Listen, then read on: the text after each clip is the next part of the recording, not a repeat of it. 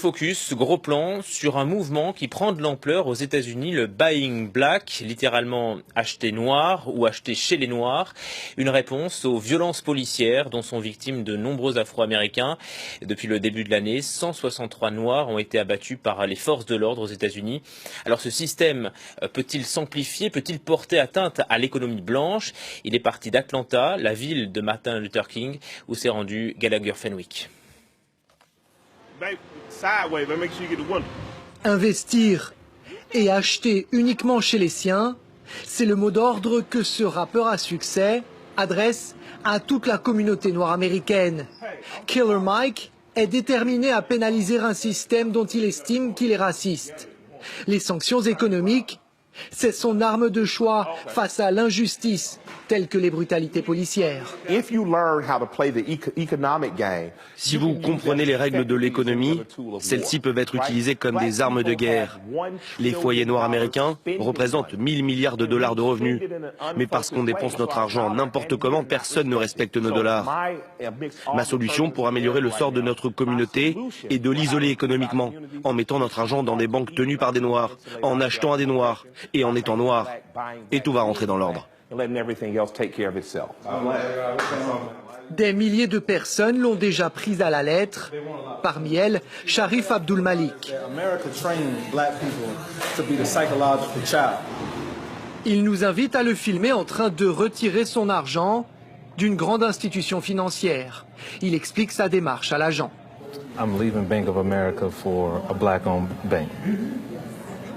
Interdit de filmer ici, notre caméra doit rester discrète. En quelques minutes, il débite la quasi-totalité de ses avoirs, plusieurs dizaines de milliers de dollars, qu'il va ensuite aller déposer dans l'une des banques en ville, qui appartient à et est gérée par des Noirs américains. Objectif de cette initiative, convaincre 1 million de personnes d'en faire de même. Les sommes en jeu sont conséquentes. Aujourd'hui, on va déposer 50 000 dollars, 10 000 en liquide et 40 000 sous forme de chèque. À Atlanta, les banques noires rapportent une progression fulgurante de leur commerce. Mais Sharif ne s'arrête pas là. Il a également créé un site internet qui ne promeut que des commerces noirs.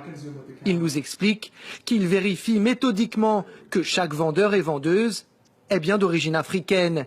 C'est la condition non négociable pour proposer ses services sur sa plateforme en ligne. Comment vous réagissez si un vendeur blanc s'adresse à vous et vous demande « Je suis blanc, est-ce que je peux vendre sur votre site ?»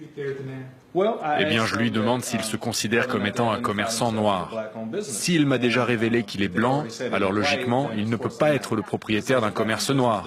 Il ne pourra donc pas vendre sur notre site. Le site propose de tout, même de la lessive élaborée, empaquetée et vendue par une entreprise noire américaine. Rien n'est laissé au hasard, jusqu'aux étiquettes postales sur ces boîtes. Comme le reste, elles sont fabriquées par de la main-d'œuvre approuvée. Grâce aux relais sur Internet, parfois inspirés par le site de Sharif, les commandes décollent, selon le responsable de la commercialisation du produit. Les gens, c'est comme l'eau. Si tu viens à l'océan avec un petit seau, c'est tout ce que tu ramèneras. Sharif améliore nos ventes car il nous envoie beaucoup de gens et nous donne accès à un marché bien plus grand. Plus les gens nous voient et plus on peut vendre. We want to start producing our own everything, you know, from toothbrushes to toothpaste to deodorant. I mean, just everything. Everything that we need. Celles et ceux qui partagent la logique de Sharif se défendent de vouloir établir une société parallèle au sein de la nation américaine. L'Amérique nous a relégués à un rang inférieur, on veut s'éloigner de ce statut. Personne ne dit que nous ne devrions plus interagir, travailler et commercer avec les autres. Mais désormais nous le ferons tout en nous assurant que notre dignité est maintenue, protégée et restaurée.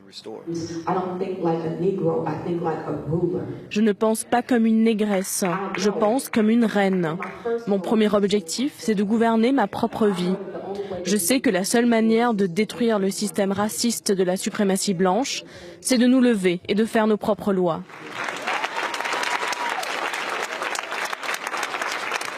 Le mouvement a pris de l'ampleur, mais il fait également face à des défis immenses.